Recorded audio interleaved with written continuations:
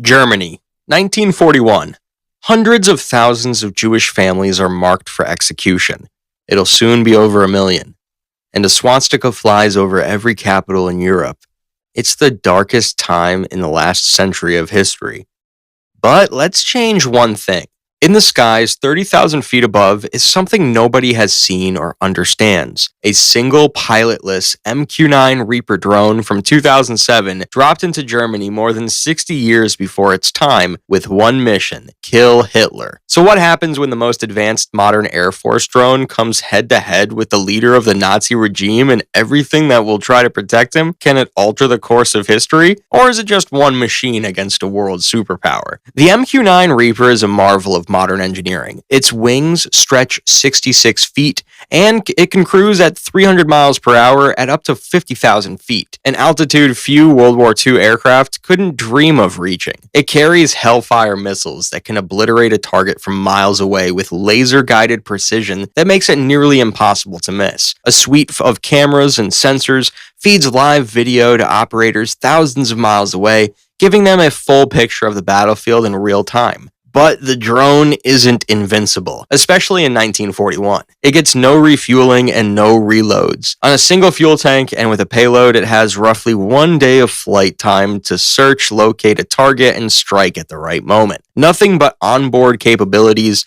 and one shot to rewrite history. It's important to note that once Osama bin Laden's complex was identified, it took the US roughly 9 months to gather enough intel for a strike. And even then, nothing was certain. A single day is going to make things tough. From a secret base in modern times, the drone's operators must make every decision count. Failure means the timeline stays intact, and 20 million people will be dead before the war ends. The MQ-9 is flying without modern radar, GPS, or proper air traffic control. Can it navigate properly? Can it stay undetected? By 1941, the Führer's world is built on paranoia and meticulous planning. Body doubles walk the streets, dressed exactly like him to confuse assassins. His personal quarters are surrounded by SS guards, armed to the teeth, watching every entrance and every window. Bunkers are reinforced with concrete and steel, designed to withstand bombs from the era. Every movement is calculated. Every route, every appearance, a maze meant to protect the man at the center of Europe's nightmare. The Third Reich itself is a technological and human wall. Anti-aircraft artillery belts the skies with deadly flak, searchlights pierce the night to catch anything moving, and fighter aircraft patrol known routes. While primitive by modern standards,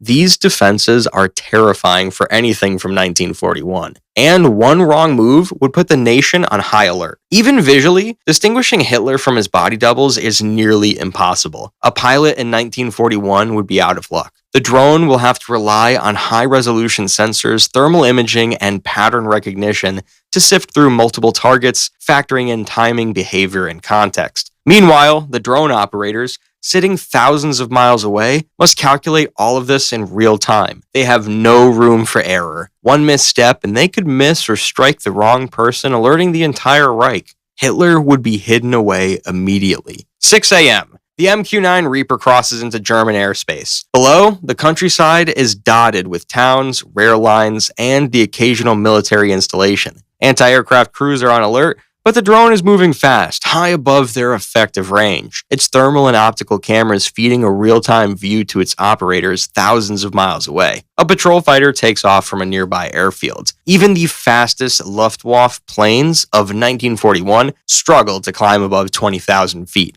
leaving them no chance to intercept the Reaper at 30,000. The drone's high altitude and small radar signature make it nearly invisible to German detection systems. 6:30 a.m., the drone begins identifying potential Hitler locations. Intelligence reports narrow it to several Berlin bunkers and residences, but body doubles complicate everything. Multiple men walk, dine, and appear in public dressed identically to the Führer. The MQ-9's sensors scan patterns, thermal signature, gait, behavior, and timing. Algorithms flag likely candidates, but nothing is 100% certain. Anti-aircraft guns fire at distant reconnaissance aircraft, but the drone remains untouched. It adjusts its altitude to avoid searchlights and moves laterally across the city. Civilians are oblivious, and SS guards send reports whenever the shadow passes overhead. It's there, but nobody is tripping the alarm over a shadow. Yet. The MQ-9 so far is a ghost to a world that doesn't have the tools to see it. 7 a.m.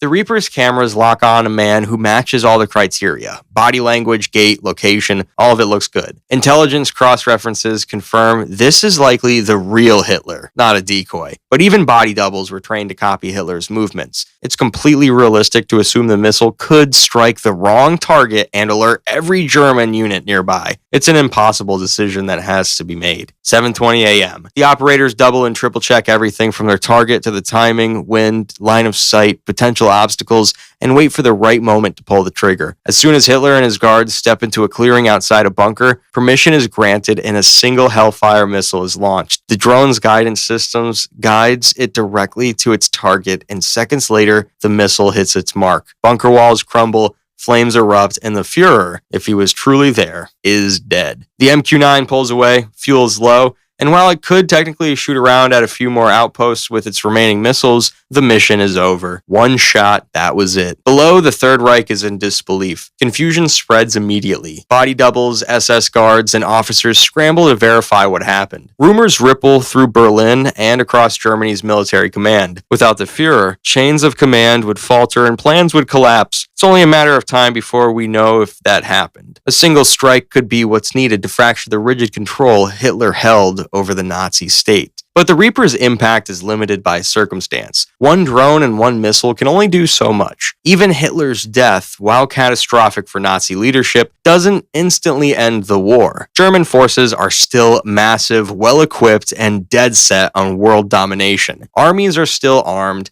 Concentration camps are still guarded. The logistical war machine is operational. The MQ-9 can kill a target, but it can't undo the decades of planning, training, and indoctrination that was supposed to lead Germany to world domination. The operators watch from thousands of miles away, seeing smoke rise from the strike zone, confirming what they can. But there's no celebrating yet. Was it the right man? Was it a body double? And how will Germany respond? Every answer shapes the history to follow. So, could a single modern drone targeting Hitler succeed in its mission? Yes, and no. Its sensors could find a target no problem, but with professional body doubles designed to trick assassins from the inside, it would be nearly impossible to know you've got the right target from tens of thousands of feet up. With good intel, proper analysis of possible targets, and time on their side, the odds are good, but the MQ-9, with a payload and without refueling, can only stay in the air for 1 day. Every operation must be done on a rushed timeline. If a Hitler spends the day inside,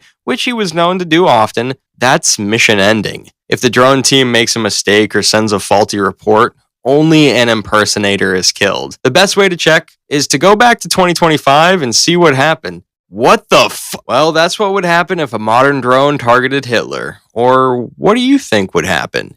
And what would you think happened if a modern tank fought in World War I? Click the video on your screen now to find out. Thanks for watching.